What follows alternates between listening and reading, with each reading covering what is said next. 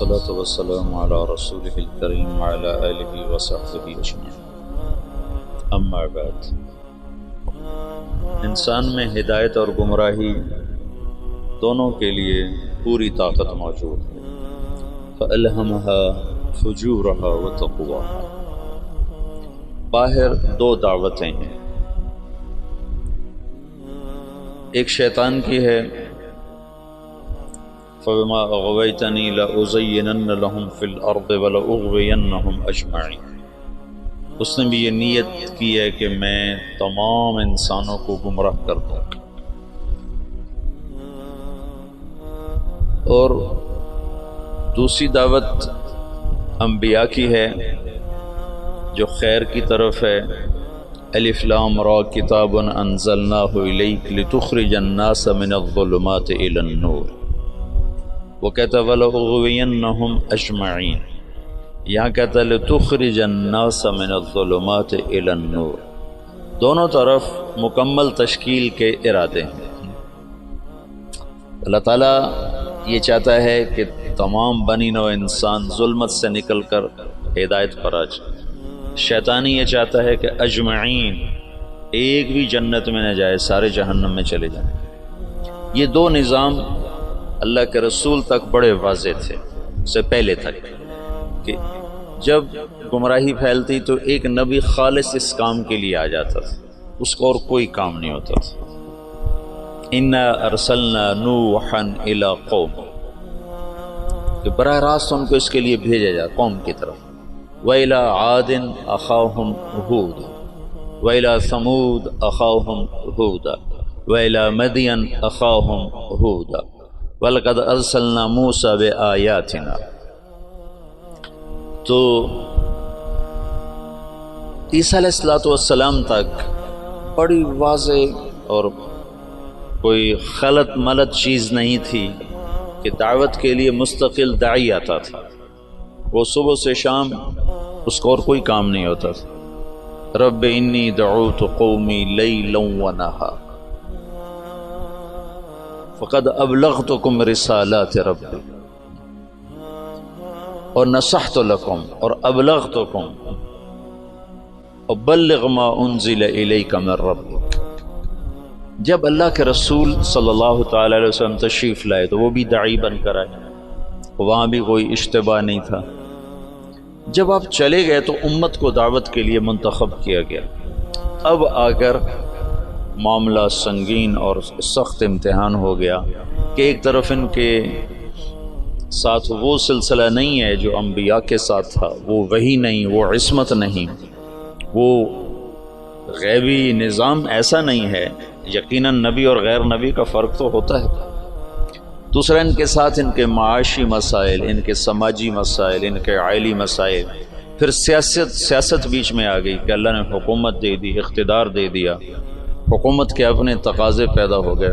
قرن اول کے بعد عربوں سے علم منتقل ہو کر عجم میں چلا گیا کہ عرب جہاں بانی میں لگ گئے، ملک گیری میں لگ گئے، سیاست میں لگ گئے، علم سارے کا سارا موالی کے پاس چلا گیا۔ یہ جو آخری مفتی تھے رئیس المفتین سعودی عرب کے شیخ بن باز رحمۃ اللہ علیہ، یہ عرب نہیں تھے، یہ موالی میں سے تھے، موالی میں سے تھے۔ وہ جو اس وقت کے خاندان آباد تھے یہ ان میں سے تھے۔ تو عبد الملک ابن مروان نے ایک دفعہ شعبی سے پوچھا کہ حجاز کا کون ہے مفتی؟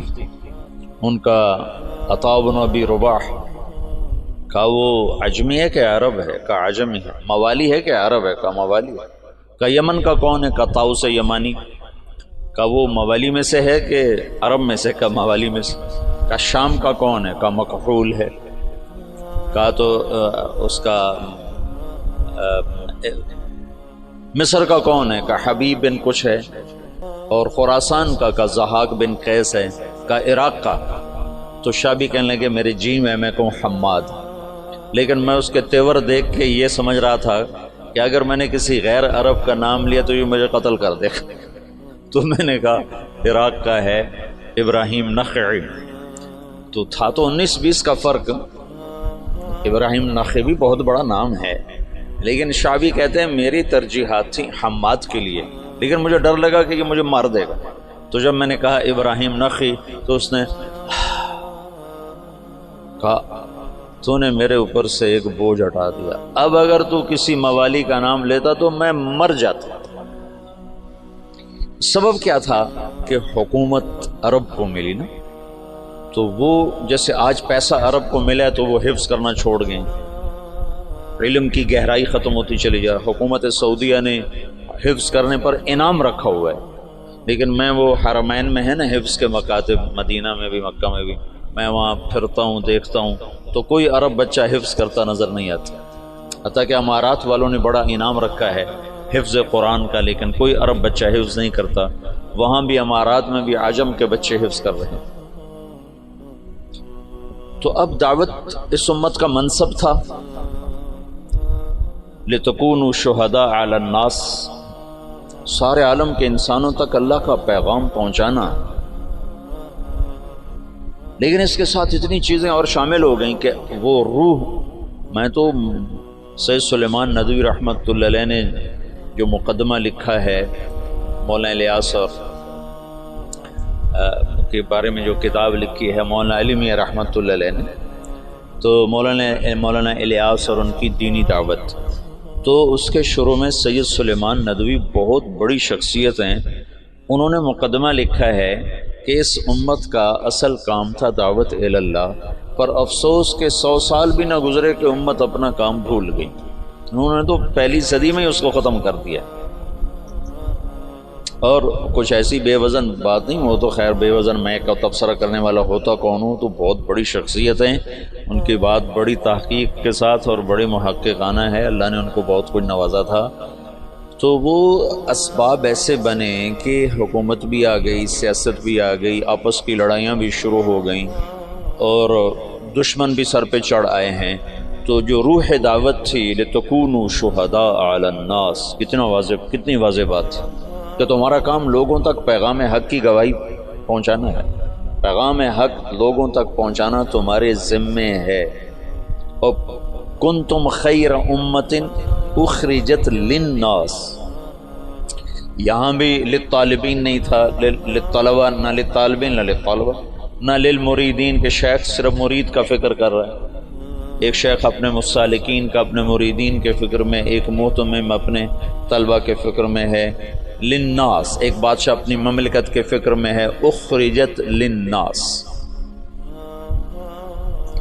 تو ایسا بھولا۔ یہ سارے اسباب میں نے 2-3 دن سے آپ کو امت کا سیاسی پس منظر بتائے کہ وہ کیا اسباب تھے جس سے روح دعوت ماند پڑ گئی۔ اگر یہ دین کی حفاظت کا اللہ نے وعدہ نہ کیا ہوتا تو صحابہ کے بعد اس میں تحریف ہو جاتی، جیسے پہلوں نے کر دی تھی، ہم بھی کر گئے تھے۔ یہ تو اللہ نے کہا اِنَّا نَحْنُ نَزَّلْنَا الذِّكْرَ وَإِنَّا لَهُ لَحَافِظُونَ، میں اس کا حافظ ہوں۔ لہٰذا اللہ ہر صدی میں، ہر دور میں، یہ جو تاریخ دعوت و عظیمت مولانا علی میں نے لکھی ہے نا 8 جلدوں میں، یہ 800 جلدوں میں بھی لکھی جائے تو اس کا حق ادا نہیں ہو سکتا، گرچہ ان کا قلم جس مضمون پہ چلتا ہے اس کا حق ادا کرتا ہے، لیکن میں دیانتداری سے کہتا ہوں، میں بھی تاریخ کا چھوٹا سا طالب علم ہوں، اس پر 8 کی بجائے 800 جلدیں بھی مولانا علی میاں لکھتے اور وہ لکھنے کی طاقت رکھتے تھے، تو بھی میں دعویٰ کرتا ہوں کہ تاریخ دعوت و عظیمت کا حق ادا نہیں ہو سکتا تھا۔ ایسے رجال اللہ نے بھیجے، ایسے لوگ، عورتیں تک ایسی آئیں کہ جنہوں نے ہزاروں لاکھوں کی ہدایت کے سامان پیدا کر دیا۔ تو یہ اللہ تعالیٰ تجدید کرتا رہا کہ اسلام کو اللہ نے باقی رکھنا ہے جب تک سورج مغرب سے نہیں نکلتا، ہمیں کوئی مٹا نہیں سکتا، چونکہ اللہ نے اسلام کو باقی رکھنا ہے، اور اسلام کے باقی رہنے کے لیے مسلمان کا باقی رہنا ضروری ہے۔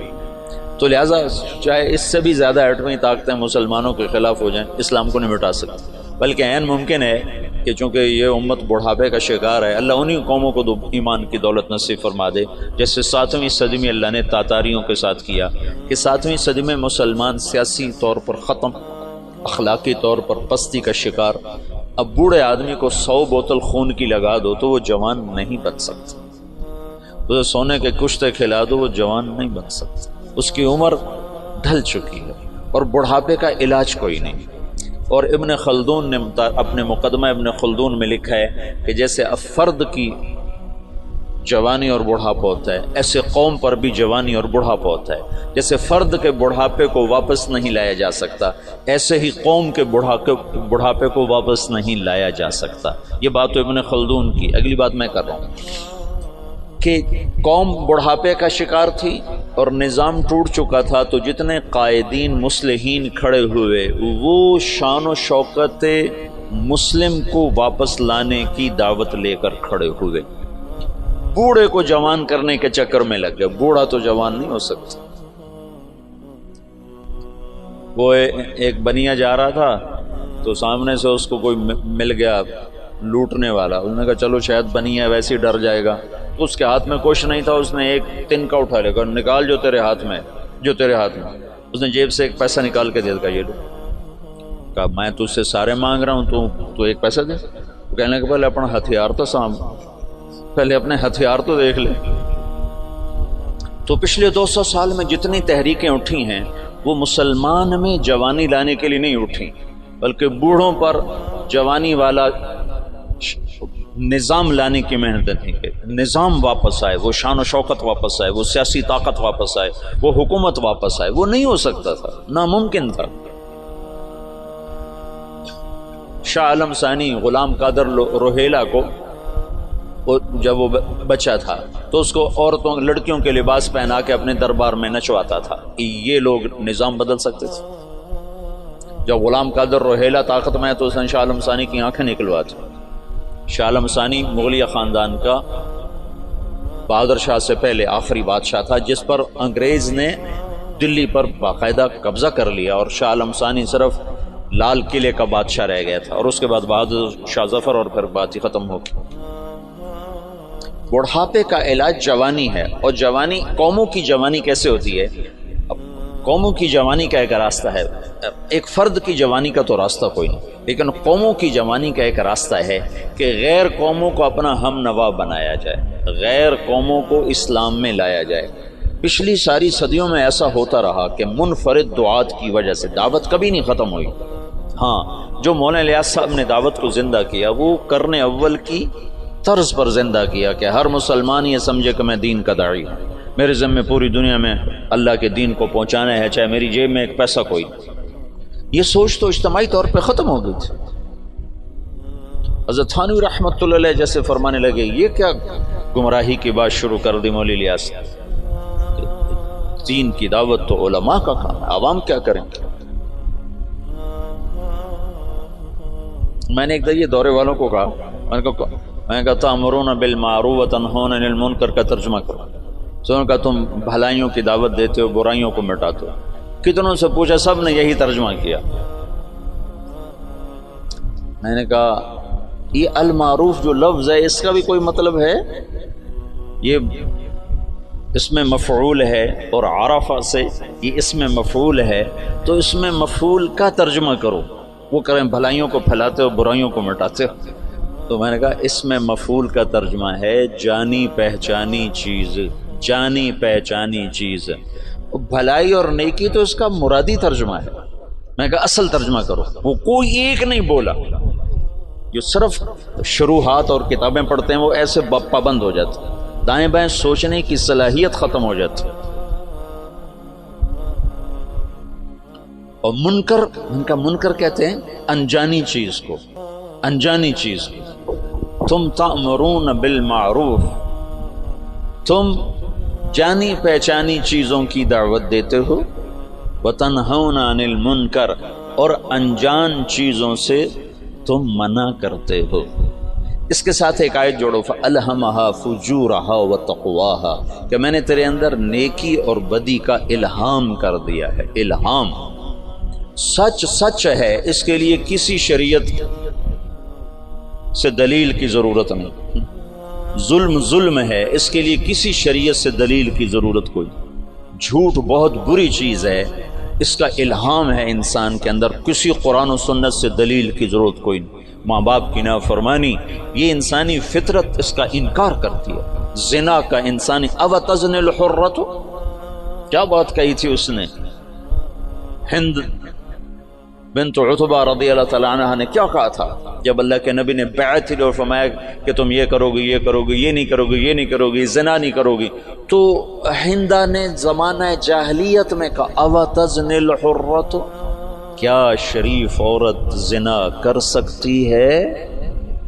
پتھروں کی پجاری تھی 1 منٹ پہلے تک، بغیر دلیل کے جو چیزیں غلط ہیں وہ منکر ہیں، بغیر دلیل کے جو چیزیں خوبصورت ہیں وہ معروف ہیں، تو اس کے لیے تو ویسے ہی علم کی ضرورت کوئی نہیں۔ ہاں مدرسے میں پڑھنے پڑھانے کے لیے علم کی ضرورت ہے، حدود شریعت بتانے سمجھانے کے لیے علم کی ضرورت ہے، تبلیغ کے لیے تو علم کی ضرورت نہیں ہے، تبلیغ تو معروفات کی دعوت ہے، اور معروف کا مطلب جانی پہچانی، توحید جانی پہچانی چیز۔ افلا ينظرون الى الابل كيف خلقت والى السماء كيف رفعت والى الجبال كيف نصبت والى الارض كيف سطحت، یہ ساری جو اللہ تعالیٰ بتا رہا ہے یہ وہ چیزیں ہیں کہ جو بغیر دلیل کے ٹھکتی ہیں۔ وہ جو بدو نے کہا تھا البعرۃ تدل علی البعیر والاثر يدل علی المسیر تأمرون بالمعروف، تم جانی پہچانی چیزوں کی تبلیغ کرتے۔ اور میں تو تفسیریں پڑھتا نہیں نا، نہ مجھے اب نہ میرا سر اتنا تھکا رہتا ہے کہ مجھے پڑھائی نہیں جاتی، تو مجھے خیال ہے المعروف کا مطلب ہے جانا پہچانا، معرف بالعامل اس میں معرفہ، رجل الرجل، معروفات وہ عمل ہیں جس کو انسان عقلاً جانتا ہے، منکرات وہ عمل ہیں جن کو انسان عقلاً برا جانتا ہے۔ اس کے لیے تو کسی دلیل کسی حجت کی جو مجھے تو علم نہیں میں تبلیغ کیا کروں، تم یہ نہیں کہہ سکتے بھائی اللہ کی مان لے اللہ بہت بڑا ہے، اس کے لیے کیا علم چاہیے؟ بھائی اللہ کی نافرمانی نہ کر اللہ بہت بڑا ہے، اس کے لیے کیا علم چاہیے؟ بھائی اللہ کے رسول کی مان لے دونوں جہان کی کامیابی کا راستہ لے کر آئیں، اب بھائی دوزخ سے بچ جا جنت والا بن جا، یہ تبلیغ ہے؟ منکر دیکھتے او غلط یہ منکر، ہاں کیا زبردست چیز ہے، یہ معروف ہے جس کے لیے ہمیں کسی دلیل کی ضرورت ہی نہ ہو۔ حلال حرام کے لیے دلائل چاہیے، تو یہ منکرات میں سے ہیں لیکن کھلے میں سے نہیں ہیں، یہ علم کی چیز ہے، یہ مدارس اس کے لیے بنائے گئے ہیں، اور دعوت تو ایک عام ہے۔ ان پڑھ میواتیوں نے عالم کو ہلا کے رکھ دیا۔ مولانا علی میاں تشریف فرما تھے رحمۃ اللہ علیہ، ایک میواتی اٹھا مولانا الیاس صاحب کے بیان سے، تو پیچھے بیٹھ کے کہنے لگے میاں جی کیا سمجھے کہ کوئی یقین کی بات کر رہو، یقین اللہ پر یقین، اللہ پر یقین کو یقین کی بات کر رہو، یہ ان کا مخاطب تھا۔ تبلیغ کے لیے علم نہیں چاہیے، مدرسے کے لیے علم چاہیے۔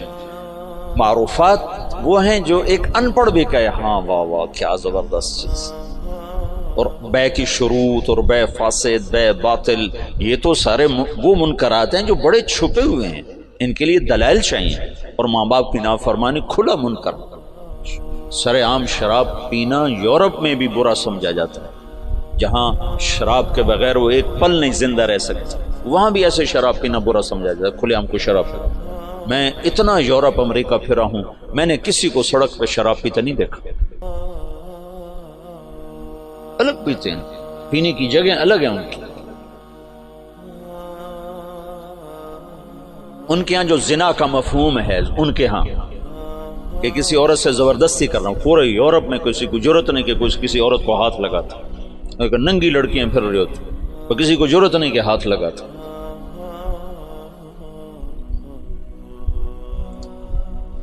تامرون بالمعروف، معروفات، معروف اس میں مفعول نہ کہ نیکی ہے، عرف بھی اسی سے ہے، ابھی عرف۔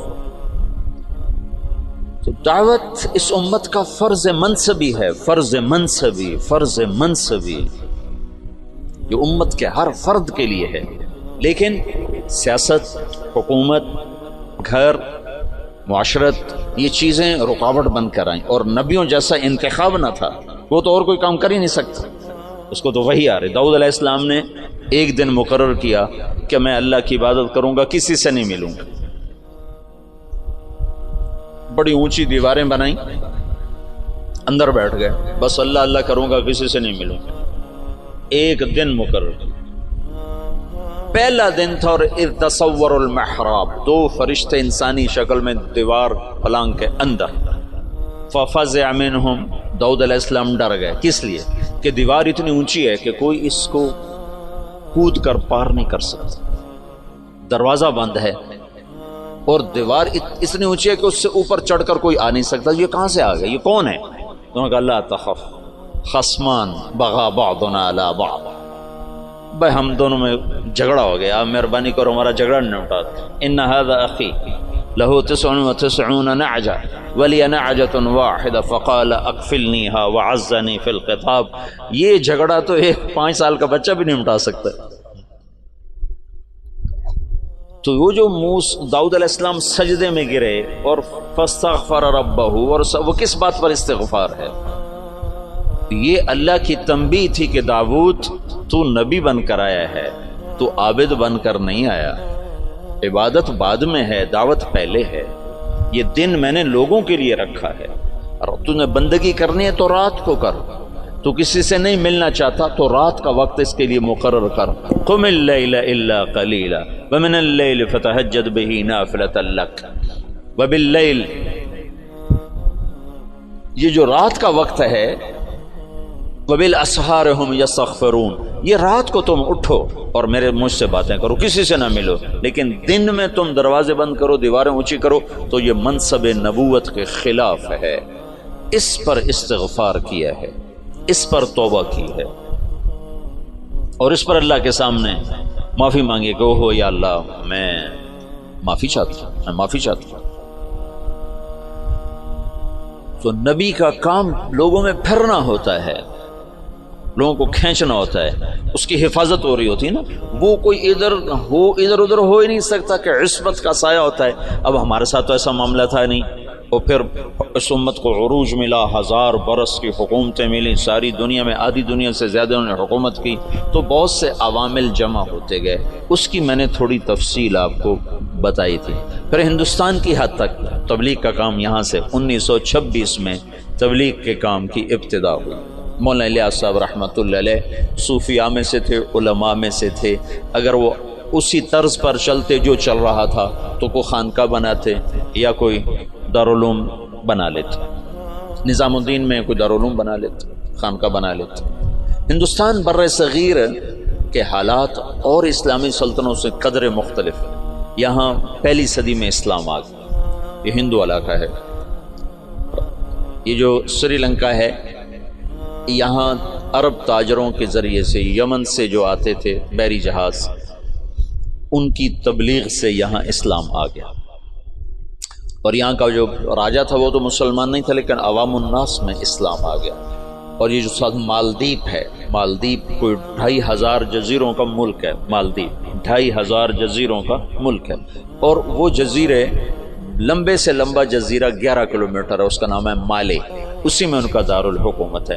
باقی سارے جزیرے بس ایسے جیسے تمہارا مدرسہ ہے، اتنا ایک جزیرہ ہوگا.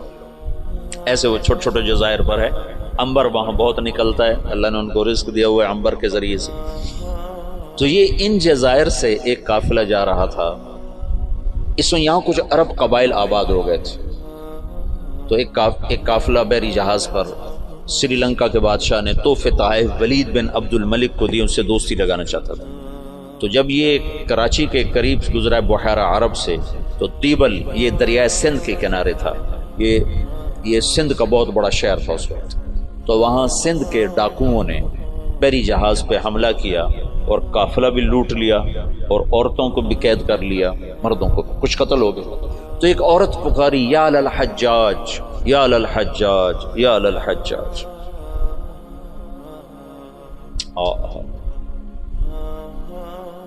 عروج کے دور میں فاسق کیسے ایمان والا تھا.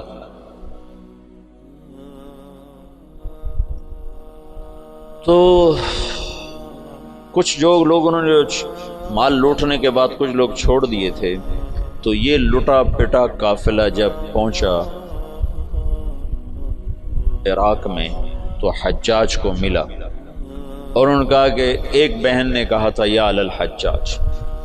تو وہ کھڑا ہو گیا اپنے کرسی سے کہ لبیک یا اخت الاسلام، لبیک یا اخت الاسلام، لبیک یا اخت الاسلام، اور کہا میرے اوپر حرام ہے بیوی بھی اور بستر پہ سونا بھی جب تک میں اس بہن کی مدد کو نہ پہنچوں۔ ایک جس کے بارے میں اللہ کے نبی کا کہنا ہے کہ وہ بنو ثقیف میں ایک مبیر ہو، ایک صفاق ہو، صفاق ترین فاسق ترین انسان غیرت ایمانی سے ایسا بھرا ہوا ہے کہ میرے اوپر بیوی حرام ہے، میرے اوپر بستر پہ سونا حرام ہے جب تک میں اس بہن کی مدد کو نہ پہنچوں۔ اور اس نے اسی وقت ایک لشکر تیار کیا، عبید اللہ بن نبحان رحمۃ اللہ علیہ کو امیر بنایا اور ان کو 3000 کا لشکر، 4000 کا لشکر دے کے روانہ کیا۔ وہ لشکر شکست کھا گیا اور عبید اللہ شہید ہو گئے۔ پھر اس نے دوسرا لشکر روانہ کیا، یہ سارے عراق سے تھے۔ بدیل بن طوفہ رحمۃ اللہ علیہ کی سرکردگی میں وہ بھی شہید ہو گئے اور دونوں لشکروں کو شکست ہو گئی۔ پھر اس نے شامی قبائل جو عرب کے قبائل جو شام میں آباد تھے، ان کا عراقیوں سے بڑا مختلف مزاج تھا، تو اس نے ولید بن عبد الملک سے اجازت چاہی کہ مجھے سندھ پہ حملے کے لیے شام سے لشکر اور میرا خزانہ ختم ہے، مجھے پیسے بھی دے۔ تو ولید نے کہا میں یہ محاذ نہیں کھول سکتا، ابھی ترکستان میں محاذ کھلا ہوا ہے، شمالی افریقہ میں محاذ کھلا ہوا ہے، چین کی طرف محاذ کھلا ہوا ہے، میں چوتھا محاذ نہیں کھول سکتا۔ تو حجاج نے کہا جتنا پیسہ مجھے دو کے قرضہ ہے اور میں یہ دگنا کر کے بیت المال میں واپس کروں گا۔ تو شامیوں کا 4000 کا لشکر تیار، اور اس کا اپنا سگا بھتیجا تھا محمد بن قاسم بن یوسف۔ حجاج بن یوسف اور محمد بن یوسف اور قاسم بن یوسف، یہ 3 بھائی ہیں۔ ان میں محمد بن یوسف بھی حجاج جیسا ظالم تھا، یمن میں گورنر تھا، اور قاسم بہت شریف النفس تھے، ان کا بیٹا محمد 17 برس کی عمر، اور حجاج نے اپنی بیٹی زبیدہ اس کے نکاح میں دی ہوئی تھی، اس کو منتخب کیا اور اس کو 12000 کا لشکر دے کے روانہ کیا، اور باقی جو ساز و سامان تھا وہ سمندر کے ذریعے سے بھیجا، جتنا باقی سامان تھا۔ اور ہر 3 دن کے بعد اس کے پاس خبر آتی تھی، اس نے ڈاک کا ایسا نظام بنایا کہ ہر 3 دن کے بعد خبر حجاج تک پہنچتی تھی۔ اس طرح راستے میں چوکیاں قائم کی، اور پورے جنگ کا نقشہ حجاج بصرے میں بیٹھ کے خود کنٹرول کر رہا تھا۔ تو یہ بدھوں کا شہر تھا، جو دیبل تھا نا بدھوں کا، تو اس میں ایک بڑا وہ تھا ان کا معبد، اس کا گنبد تھا، اس کے اوپر ایک جھنڈا تھا۔ تو ان کا یہ عقیدہ تھا جب تک یہ جھنڈا نہیں گرتا اس سے شہر کو شکست نہیں ہو سکتی۔ تو مسلمانوں نے زور لگا لیا، حجاج بن یوسف نے ایک توپ بھیجی تھی، توپ منجنیق، پتھر پھینکنے والی، وہ اتنی بڑی تھی اس کو 500 آدمی کھینچتے تھے، تو اس کو بحری جہاز پہ بھیجا تھا۔ تو وہ نصب تھی اور توپ اس گنبد پہ نشانہ نہیں فٹ ہو رہا تھا۔ 10 دن 12 دن 15 دن گزر گئے، گولے جاتے تھے، گنبد پہ نہیں لگتے تھے، تو دیبل والے اور جوش سے لڑتے تھے۔ تو حجاج بن یوسف نے وہاں سے خط لکھا کہ اس توپ کا زاویہ 1 درجہ نیچے کر کے فائر کرو، 1 درجہ نیچے کر۔ اور محمد بن قاسم اس دن خود توپ پر آئے، ان کا آج میں خود پھینکوں گا۔ تو محمد بن قاسم نے خود اس دن پتھر تو رکھنے والے بہت سے لوگ ہوتے تھے، پھر اس نے خود اس کو کھینچ کے جو پھینکا تو پہلا ہی پتھر جا کے جھنڈے پہ لگا اور گنبد پہ لگا، اور گنبد ٹوٹا تو شہر والوں نے ہتھیار پھینک دیے۔ یہ 92 ہجری کی بات بتا رہا ہوں، 90 ہجری کی بات بتا رہا ہوں۔ 90 ہجری میں اسلام کا پہلا داخلہ ہے فاتحانہ۔ ویسے تو سرندیپ یہ ہندوستان کا حصہ تھا، سری لنکا ہندوستان کا حصہ تھا، اور وہاں دعوت پھیل چکی تھی، وہاں اسلام پھیل چکا تھا دعوت کے ذریعے، لیکن فاتحانہ انداز میں جو مسلمان بر صغیر میں داخل ہوئے ہیں تو محمد بن قاسم رحمۃ اللہ علیہ اس کا ذریعہ بنے اور دیبل فتح ہوا ہے۔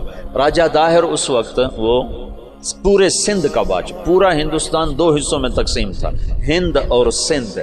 سندھ یہ نہیں جو آج ہے، یہ سندھ بمبئی تک تھا، یہ سندھ بمبئی تک اور دیپال پور تک دیپال پور تک اور ادھر سے بمبئی تک یہ ایک پورا علاقہ تھا، باقی ہند الگ علاقہ تھا۔ راجہ داہر اس سارے کا بادشاہ تھا۔ راجہ داہر ایک دفعہ بیٹھا تھا تو ایک نجومی آیا، تو اس کی بہن بھی ساتھ بیٹھی تھی، تو اس کی بہن نے اپنا ہاتھ دکھا دیا نجومی کو کہ میرا ہاتھ دیکھو۔ نجومی نے کہا یہ لڑکی آئندہ سندھ کے بادشاہ کی بیوی بنے گی۔ تو راجہ داہر تو پریشان ہو گیا، یہ میرے گھر میں میرا دشمن پیدا ہو رہا ہے۔ تو اس نے اپنے وزیر کو بلایا، کہنے لگا نجومی نے کہا ہے کہ یہ میری جو بہن ہے یہ سندھ کے بادشاہ کی بیگم بنے گی۔ تو وزیر نے کہا تو خود شادی کر لے سے، قصہ ہی ختم۔ میں نے کہا بے غیرت مجھے کروائے گا، ساری دنیا کیا کہے گی بہن سے شادی کر لی۔ تو وزیر چپ ہو گیا۔ اس نے ایک بکری لے کر اس پر مٹی مل دی، مٹی کی تہ پہلے اس پر اچھی طرح لگائی، پھر اس کے اوپر باریک مٹی ڈالی، پھر اس پر پھول کے بیج ڈالے اور اس کو ہلکا ہلکا پانی لگوانا شروع کیا۔ تو اس کے پشت کے اوپر پھول ہی پھول ہو گئے۔ تو اس نے وہ بکری ایک نوکر کو دی کہ جاؤ اسے بازار کا چکر لگواؤ۔ تو میں نے چکر لگوایا تو سارا شہر اکٹھا ہو گیا، بکری کے اوپر پھول، بکری کے اوپر پھول، سب حیران پریشان۔ اگلا دن کا پھر چکر لگاؤ، پھر لوگ اکٹھے ہو گئے، اگلا دن پھر چکر لگاؤ، پھر تھوڑے ہو گئے، پھر چوتھے دن اور تھوڑے ہو گئے، 5 دن اور، چھٹے دن اور، 7ویں دن کوئی بھی دیکھنے نہیں آیا۔ تو وہ بکری لے کر داہر کے پاس آ گیا، کہنے لگا اس بکری میں تیری کہانی لکھی ہوئی۔ وہ کیسے؟ تب پہلے زیادہ لوگ تمہیں گالیاں دیں گے، پھر اسے تھوڑے گالیاں دیں گے، پھر اسے تھوڑے گالیاں دیں گے، پھر ایک دن چپ کر جائیں گے، تو اسے شادی کر لیا۔ اس بکری سے اس نے اس کو دلیل سمجھائی، تو اس کم بخت نے حکومت کے لالچ میں اپنی بہن سے شادی کر لی۔ حالانکہ ہندو بھی بڑے غیور، بڑے غیرت والے، یہ راجپوتوں کی تاریخ ہے، بہت غیور لوگ ہوتے تھے۔ یہ تو آپس کی لڑائیوں کی وجہ سے بے وقوفی کی حد تک آپس میں لڑتے تھے، تو غیروں کو ان پر چھا جانے کا موقع اس وجہ سے ملتا تھا۔ تو وہ اس نے اپنی بہن سے شادی کر لی۔ جب محمد بن قاسم حملہ آور ہوا تو راجہ داہر سندھ، بمبئی، دیپال پور تک کا حکمران تھا۔ تو روہڑی کے قریب ان دونوں لشکروں کی پھر جنگ ہوئی۔ تو اس سے پہلے محمد بن قاسم نے لکھا حجاج بن یوسف کو کہ سارا سندھ اکٹھا ہو چکا ہے اور میرے ساتھ صرف 12,000، تو اپنی مدد کے لیے لشکر بھیجو۔ تو فاسق اور صفاق کا خط سنو، حجاج کا خط ہے، یہ ابھی دریائے سندھ کے پار تھے، ادھر راجہ داہر کے لشکر، ادھر محمد بن قاسم کا لشکر۔ تو حجاج کا خط ہے کہ اللہ کے رسول کا فرمان ہے 12,000 کو کمی کی وجہ سے شکست نہیں ہو سکتی، اور تم 12,000 ہو، لہذا تمہیں اس وجہ سے شکست نہیں ہو سکتی کہ تم تھوڑے۔ جب میرا خط پہنچے تو سارے لشکر کو آخرت کی ترغیب دی اور اللہ کی رضا پہ مرنے کے لیے تیار کرو، اور میرے پاس کوئی لشکر نہیں تمہیں بھیجنے کے لیے، میرے پاس کوئی سرمایہ نہیں تمہاری مدد کے لیے، تمہارا اللہ تمہیں کافی ہے۔ یہ حجاج کا خط تھا محمد بن قاسم کے نام۔ تو پھر انہوں نے روہڑی کے قریب دریائے سندھ کتنا پھیل جاتا ہے، انہوں نے وہاں سے دریا پار کیا، اور روہڑی کے آس پاس اب بھی اس کے کھنڈارات ہیں۔ یہ خوفناک جنگ لڑی گئی جس میں راجہ داہر قتل ہوا، اور اللہ تعالیٰ نے مسلمانوں کو فتح دی، اور محمد بن قاسم ملتان تک 92 ہجری میں 90 میں داخل ہوا، 92 میں 2 برس کے بعد ملتان پہنچا، اور اس کے حسن سلوک سے لوگوں ہندوؤں نے جو مسلمان نہیں ہوئے تھے انہوں نے محمد بن قاسم کے بت بنائے اور اس کی پرستش کرتے رہے۔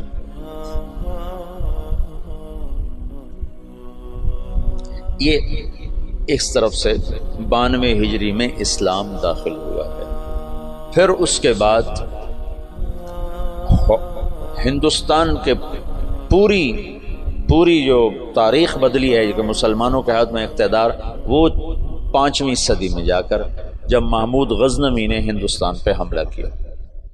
اور 17 حملے کیے، 17 کے 17 میں وہ کامیاب ہوا، اور 33 برس حکومت کی۔ دنیا میں 4 بڑے فاتح ہیں، پہلے بھی تو میں بتاتا رہتا ہوں، مطلب اپنی میری جستجو سے کوئی میں نے کسی محقق کتاب میں نہیں پڑھا، لیکن یہ بات تو خیر سارے مورخ مانتے ہیں کہ سب سے بڑا فاتح چنگیز خان، اور دوسرے نمبر پر محمود غزنوی۔ آگے 2 میں نے خود لگائے ہیں، تیسرے نمبر پر سکندر یونانی ہے، اور چوتھے نمبر پر تیمور لنگڑا ہے۔ مجھے اس پہ بڑا غصہ آتا ہے، کم بخت نے بڑے مسلمان ذبح کی۔ میں حیران ہوں تفتہ زانی کیسے اس کے ساتھ رہتا تھا، تو ایسا صفاق کم بخت تھا۔ وہ جب شہر پہ حملہ کرتا تو پہلے دن سفید جھنڈا لہراتا، اس کا مطلب تھا کہ اگر تم دروازے کھول دو گے تو ہم صرف تمہارا مال لوٹیں گے، تمہیں کچھ نہیں کہیں۔ دوسرے دن سرخ جھنڈا لہراتا تھا کہ اب ہم تمہارے فوجی قتل کریں گے، تمہارا مال لوٹیں گے، تمہیں کچھ نہیں کہیں۔ تیسرے دن سیاہ جھنڈا لہراتا تھا کہ اب جتنے بھی ذی نفس ہیں سب کو قتل کریں گے اور تمہارا مال بھی لوٹیں گے، اور وہ کم بخت ایسا ہی کرتا رہا۔ میرا تو کبھی کبھی جی چاہتا ہے کہ اس کا خاتمہ بھی ایمان پہ نہ ہوا ہو، ایسا اس نے ظلم کیا۔ باقی اللہ غفور الرحیم ہے، ہم اس کی رحمت کو نہ بند کر سکتے ہیں نہ پابند کر سکتے ہیں۔ چاہے تو ابو جہل کو جنت میں ڈال دو، اسے کوئی پوچھنے والا نہیں ہے۔ یہ خطا اللہ نہ کرے ہم سے ہو کہ ہم اللہ کی رحمت کوئی پابند بنا دیں۔ ہم کم ظرف ہیں نا، کم ظرفی کی وجہ سے کسی پہ زیادہ غصہ آ جاتا ہے، کسی کے ساتھ ہمدردیاں وابستہ ہو جاتی ہیں، کسی پر قہر چڑھ جاتا ہے، لیکن اس کی رحمتی وسعت کل شیء، تو اس کی رحمت کے آگے خربوں تیمور بھی ہوں تو بخشے جا سکتے ہیں، ایک تیمور کی کیا بات ہے۔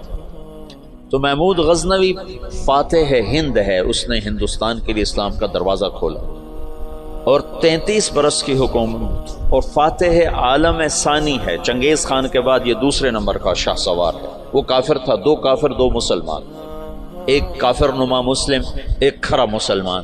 سب سے پہلے سلطان کا لقب پانے والا محمود غزنوی ہے۔ سلطان کا جو لقب سب سے پہلے ملا ہے وہ محمود کو ملا ہے، سلطان محمود غزنوی۔ اس کا باپ غلام تھا، غلام سبکتگین غلام تھا۔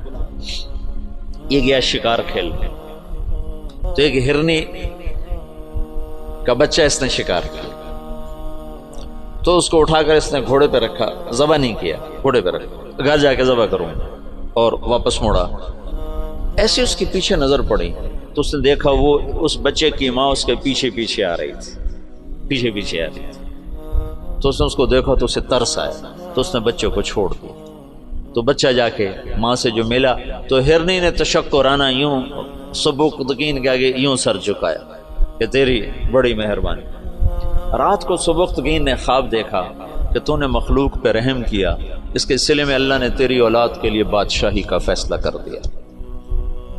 تو سبکتگین نوکر سے ایک صوبے کا گورنر بنا، اور محمود غزنوی آدھی سے زیادہ دنیا کا بادشاہ بنا، اور غزنی پوری دنیا کا کسی زمانے میں سب سے خوبصورت شہر بنا۔ میں جب پڑھتا تھا رائمنڈ میں تو میں نے خواب دیکھا کہ میں اپنے آبائی قبرستان گیا جہاں ہمارے بزرگ دفن ہیں، وہاں سے نکلا تو 2 کتے میرے پیچھے لگے، ایک کالا ایک سفید۔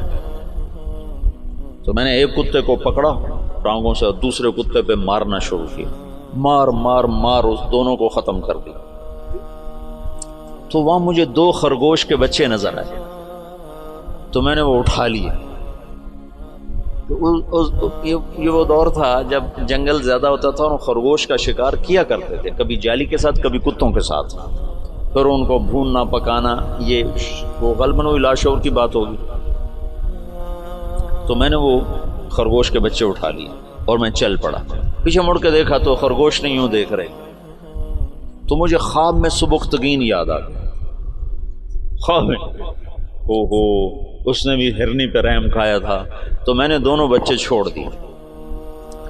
تو میں نے کہا یا اللہ، ہرنی پہ رحم کھانے پر تو نے سبکتگین کو حکومت عطا فرمائی تھی، یہ میں خواب میں دعا کر رہا ہوں، میں تجھ سے حکومت کا طلبگار نہیں، میں تجھ سے چاہتا ہوں تو مجھے سارے عالم کی ہدایت۔ السلام علیک یا رسول اللہ، السلام علیک یا حبیبی یا نبی اللہ یا رسول اللہ، قلب بالحق تعلق وبغاره را تعلق، يبكي يسأل خالقه